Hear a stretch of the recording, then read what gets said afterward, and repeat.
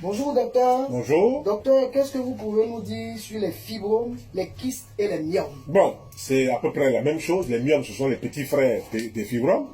Les kystes, ce sont des impuretés qui ne sont pas sorties, donc qui vont se loger soit à l'ovaire, soit sur l'utérus et tout ça. Qu'est-ce qu'il faut faire? Il faut assécher la source des surcharges. Vous constaterez que souvent ces personnes-là mangent trop de viande, elles mangent trop d'aliments réchauffés, elles mangent trop de lait, elles mangent trop de mélange café au lait, elles mangent trop de poissons, elles mangent trop d'aliments fermentés.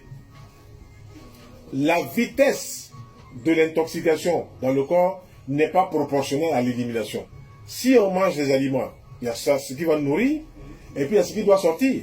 Mais si ce qui doit sortir reste dans le corps, il faut bien que le corps, par son intelligence, aille le stocker quelque part. Et le corps va le stocker hormonalement vers l'utérus. Donc on aura des myomes, qui sont les petits frères des fibromes qui vont commencer à se loger sur l'utérus. On dit utérus fibromateux, donc il y a les fibromes, ou bien utérus polymyomateux. Donc il y a plusieurs myomes qui vont se loger 4, 5, 6, de 1 cm, de 3 cm, de 4 cm, qui vont se loger sur l'utérus. Parce que le vagin, qui est un organe méconnu en tant qu'organe éliminateur, en tant qu'organe émonctorial, n'est pas suffisamment mis en relief chez la femme. Il faut qu'on montre à la femme que son organe vaginal peut éliminer beaucoup de choses. En lui donnant une bonne hygiène alimentaire, en lui donnant une bonne hygiène de vie, l'organe fera son travail et les myomes ne s'installeront pas du tout. Mais tout ça est lié au pouvoir potentiel de la personne, de la femme. Si elle a un bon pouvoir potentiel, elle ne fera pas toute sa vie des myomes. Si elle n'a pas un bon pouvoir potentiel, le ralentissement des éliminations, le mauvais fonctionnement, quelquefois les selles qui ne sont pas correctes, tout ceci va contribuer à développer des petites impuretés sur l'utérus. Donc rapidement, il faut utiliser les jus de légumes, donc des légumes crus, carottes, choux, tomates, persil, concombre, tout ça, en jus, matin, midi, soir. Et puis il faut utiliser des fruits au petit déjeuner. Pendant une certaine période de 1 mois, 1 mois, 2 mois, il faut utiliser des légumes en mangeant très peu d'aliments cuits.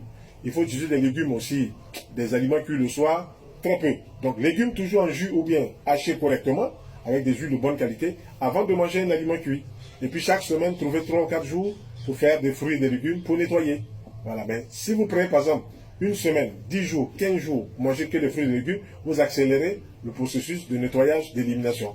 Donc, des plantes pour les myomes, il y a la bourse à pasteur, il y a l'alchimie, il y a l'absinthe, il y a de bonnes plantes qui interviennent pour aider l'organisme chez la femme à évacuer toutes ces impuretés.